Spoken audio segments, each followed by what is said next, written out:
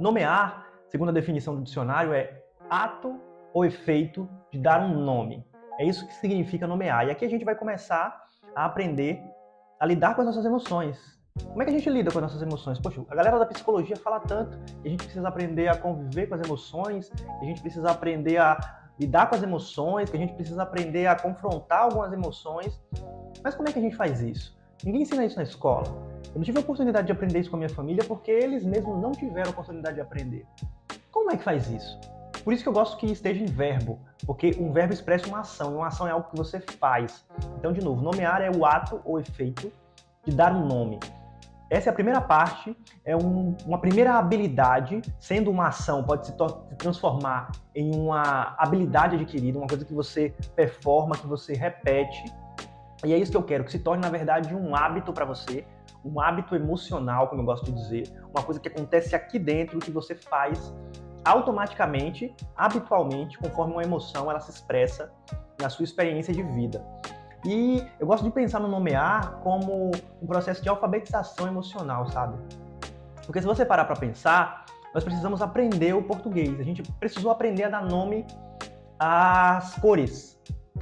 A gente precisou aprender a dar nome às letras, e aí das letras às vogais, e enfim, a gente precisou aprender a dar nome para a gente se alfabetizar nessa língua que hoje a gente domina.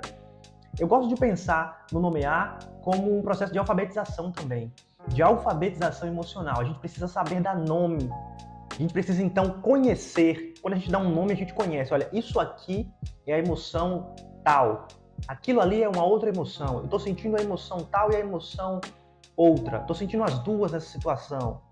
Enfim, você precisa conhecer para dar um nome, ou melhor, você precisa dar um nome para ser capaz de conhecer e de reconhecer.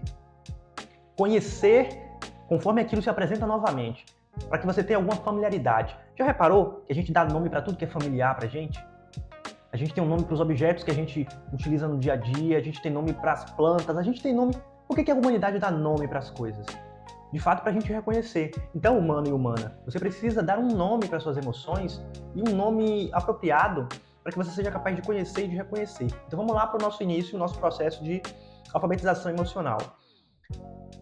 Nomear uma emoção é como aprender o nome das cores. Eu gosto muito dessa metáfora das cores, por isso o exercício é colorindo emoções. Então, vem comigo. Quando você está aprendendo o nome das cores, você começa pelas cores mais evidentes. E claro, existe uma nuance, uma variação. Poxa, entre o amarelo e o vermelho tem uma variação, entre o verde e o amarelo tem uma variação. E no caso das emoções também é assim. A gente tem algumas emoções que a gente nomeia mais facilmente. Caramba, eu tô com medo. Caramba, eu tô com raiva. Mas existe um in-between, existe um intervalo inteirinho que é difícil pra gente nomear às vezes, humanidade. E um ponto importante é que, ainda que a gente não seja capaz de nomear, isso não faz com que a gente não experiencie aquela emoção. Não saber nomear não extingue a emoção que a gente está vivenciando. Você não vai deixar de sentir ansiedade junto com frustração e medo, porque você não sabe que é ansiedade junto com frustração, ansiedade junto com frustração e medo. Saber nomear, porém, tem o poder de tornar até uma emoção difícil, até o feio, falando de cores, até uma coisa que você, caramba, que cor, eu não gosto dessa cor. É capaz de tornar até isso menos feio, ou embelezar o feio. Né? E falando de ciência, né, de regulação emocional, de educação emocional, que são sinônimos, tá? Na verdade, a regulação está dentro da educação, mas eu vou usar como sinônimos aqui.